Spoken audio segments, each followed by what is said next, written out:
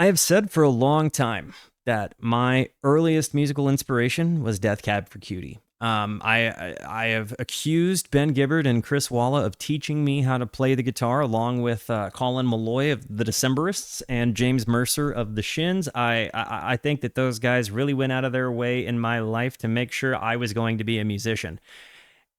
Death Cab is always going to be a sentimental favorite to me. I've since listened to a lot more work, but that has opened my territory past indie rock. But this catalog defines who I was from like 14 years old until like 25, without joking. I think that this run of albums, Transatlanticism, Plans, and Narrow Stairs, was amazing. If I'm being real with you, the last album of theirs I enjoyed was Codes and Keys. After Chris Walla left the band, it just didn't hit the same to me. And maybe I evolved as a person as well, kind of out of a place of life where these things made a whole bunch of sense to me. I kind of stopped being an angsty teenager. Kind of started allowing myself to accept love, whatever. And bands evolve, no one, to me, I can remember feeling like, wow, this just sounds different, even though it still sounded like the same. So I'm really, really, really wanting to come into Death Cab's new single, from their newest album, I Built You a Tower, Riptides. I'm really wanting to like this. Truly, I really want to like this. I just haven't been a fan of the last couple of Death Cab albums. I mean, it's been 15 years since they made one I really enjoyed. And I've listened to all of them. Heck, I listened to all of them a couple of times. But I think it seems to me, as one of their biggest fans, that they might have hit a point of creative diminishing return. But I could also be totally wrong. And I hope that this album is one that would prove me wrong. Let me know, though. Do you guys like Death Cab? Are you guys familiar with Death Cab? I don't exist within music without Death Cab. So just as formative as it gets to me. Guys, Death Cab dropped a song called Riptides, and we're going to listen to it. So let me know. Have you heard the new song at all? Are you familiar with the artist? Or are you raw dogging a very first listen with me?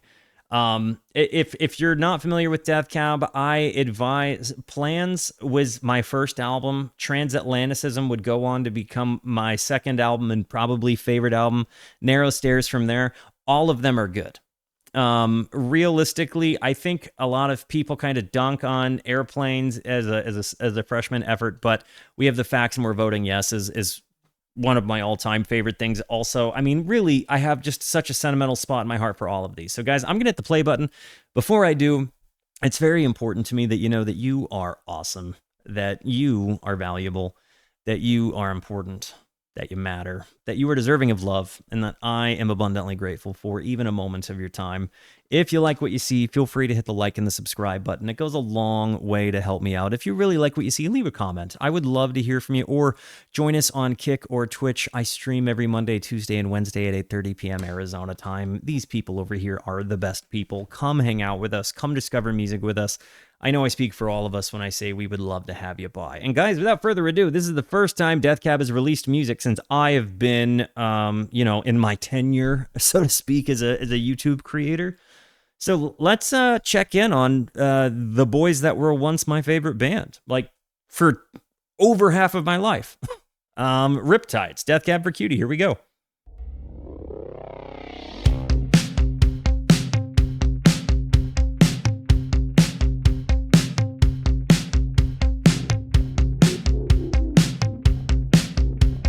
These are textures you don't really hear from them.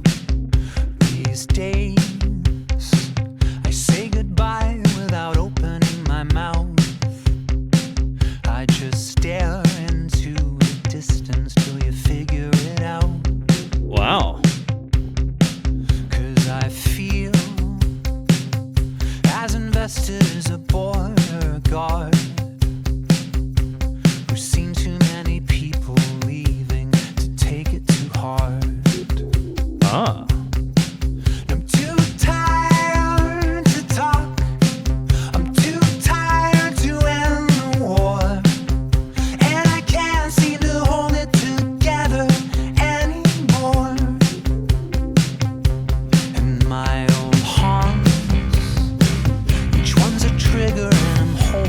that's a different kind of bass tone than you normally get out of Nick Harmer as well. He's got that real loose bum bum bum bum kind of sound. You normally hear a very clean bass tone, very present bass tone, but very clean bass tone, whereas that's kind of coming in with a rumble. They also have these random kind of moments of Brown where you have these like kind of noises in the background, very sort of subtle and you know, occasionally bombastic, but you don't you know, it doesn't have the same kind of like guitar driving to it as a lot of their other albums did, or do. But I also kind of find it interesting that it seems like we're talking about political things, but it's in a personal context. Like he's saying political, like kind of buzzwords, but he's talking about himself. He's talking about like, it seems to me like maybe a relationship.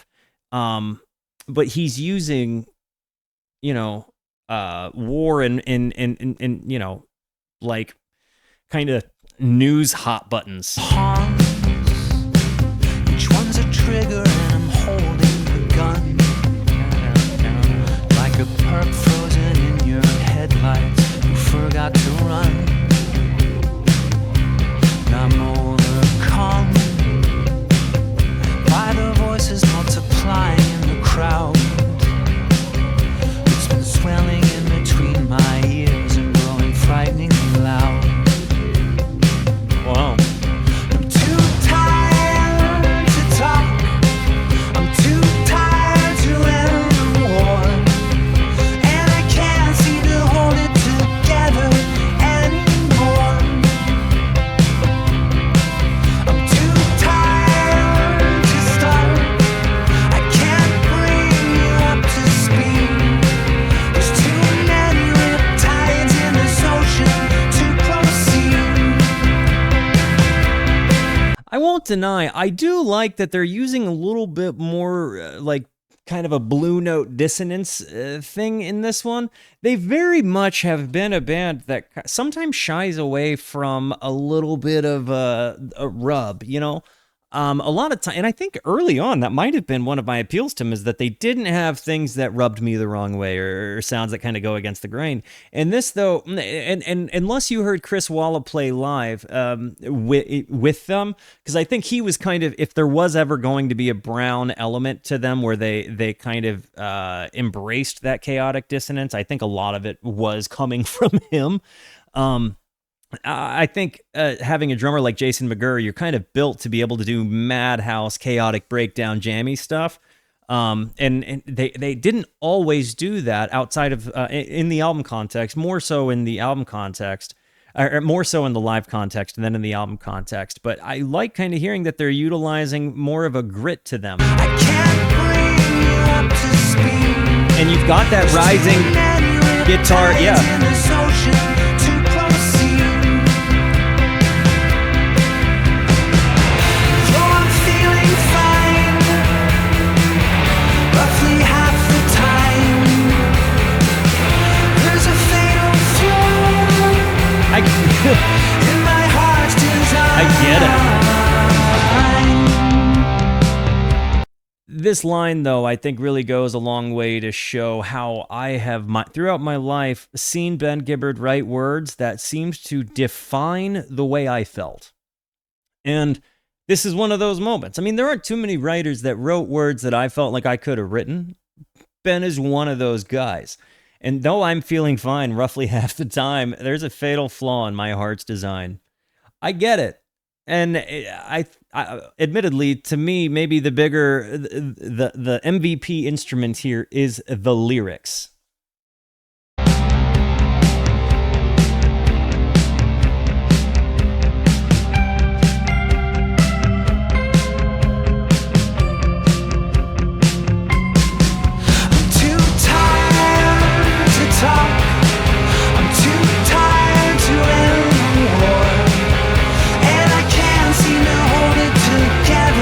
I do like it. We're back to guitars. I can't bring you up to speed. There's too many riptides in this ocean to proceed.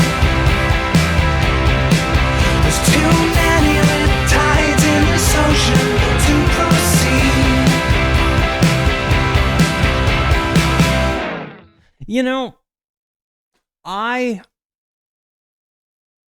I think I like that song more than any of the other songs I've liked on the last two albums. Um, Kintsugi was medium good, but it just lacked some of the amaze I found out of Codes and Keys, and really all of the preceding albums. I spend my most current amount of time between Transatlanticism Plans, Narrow Stairs, and Codes and Keys. I think that run of 4 albums really, really, really like hit me. But hearing them kind of come back into guitar, like forward music, it seems like, and everybody does this when they get big, but you with Death Cab have this very clear evolution of dudes making music in a living room where their guitar player was their producer, and you hear, the room that they play in together. You hear them kind of fine tune that and get better at their own craft. Eventually, one of them gets his own recording studio. Transatlanticism happens. They really get a lot of praise. The writers write them into the OC, and they end up on syndicated TV. And then they get a deal with Atlantic, and they put out Plans, which is a banger. And then they put out Narrow Stairs, which is a banger. And then they put out Codes and Keys, which is a banger. They work on Kintsugi. Chris Wall is there, but leaves after that. Doesn't tour the album. And that line is where I started having a hard time, like, investing in, and connecting with the music. The words hit me sometimes still, but the music just didn't have the same kind of grit to it that I liked. And you kind of realize that some of it was the way their evolution went from DIY to not as DIY. And I don't know, maybe you kind of hear the guy, maybe Ben Gibbard evolved into a place of life that I wasn't. And so maybe I have to go back and revisit those albums again. I don't know. But this one does have me significantly more excited for this upcoming record. I mean, it's not often that your favorite band comes out with a new album. And over the last, probably, like I said, 2 albums, I was kind of disappointed. I just wasn't the biggest fan. They were my favorite band still, so it's like all of them were kind of medium good, but like it wasn't for me. And so I'm hopeful for this one. It looks like the album comes out June 5th of 2026. So I'm positive that we will be listening to it here together.